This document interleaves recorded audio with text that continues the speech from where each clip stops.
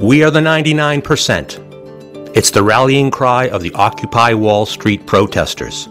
They say that a tiny minority controls America's wealth. So, how rich have the richest got? And how poor are the rest of us? Is it really 99% versus 1%? The richest 1% of the U.S. population, they own a third of U.S. net worth.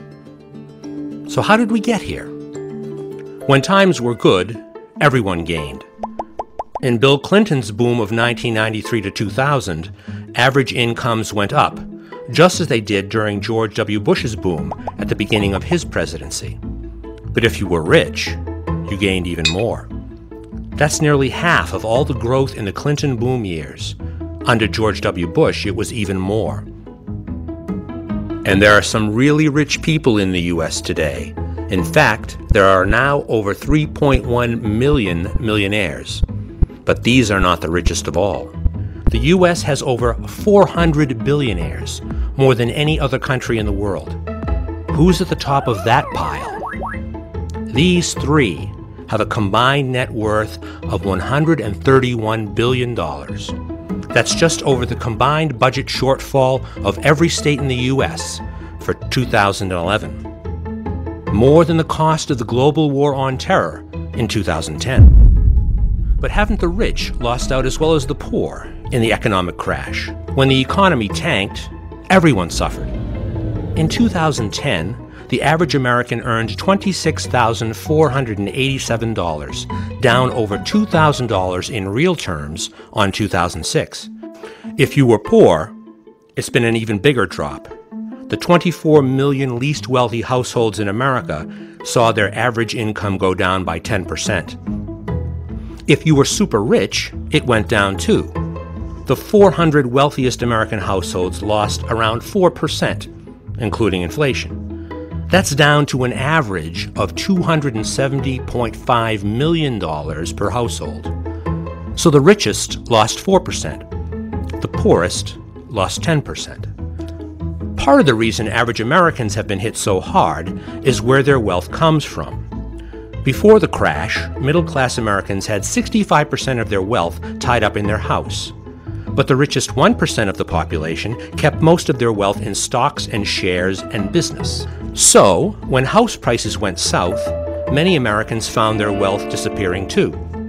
Now, 1 in every 7 Americans lives below the poverty line. That's a record 46.2 million people. 1 in 6 Americans have no health insurance. That's 50 million people. Of every 17 Americans, at least one will be earning below the minimum wage of $7.25 per hour. 14.5% of American households are defined as food insecure. That means for every 7 households, one will have trouble putting enough food on the table. But some things are doing very well. Sales of luxury cars are up. Big luxury brands have reported their best sales figures in years. Tiffany Jewelers up. Brands like Louis Vuitton and Givenchy, brands like Gucci, Yves Saint Laurent, and Porsche. And America's top executives are paying themselves very well too. It is down, but still pretty good. $4.9 million each in the latest figures. And a Washington Post investigation found the following. Since the 1970s, median pay for executives at the nation's largest companies has more than quadrupled, even after adjusting for inflation, according to researchers. Over the same period, pay for a typical non-supervisory worker has dropped more than 10%. But don't the super rich pay taxes? They do. Just not quite so much as the rest of us. If you earn between $100,000 and $200,000, you will be paying up to 25% effective tax rate, and that's before payroll taxes kick in. The 400 richest tax returns surveyed by the IRS paid just 18.1% in 2008. And it's got better for them. In 2001, as George W. Bush became president, that rate was 23%. So is it 99% versus 1%? The richest 1% of the U.S. population own a third of U.S. net worth. But an even smaller group, the 0.01% of the population, are at a record high. In fact, is it really 99.99% versus 0.01%? So where do you fit? Are you one of the 99.99% or one of the 0.01%?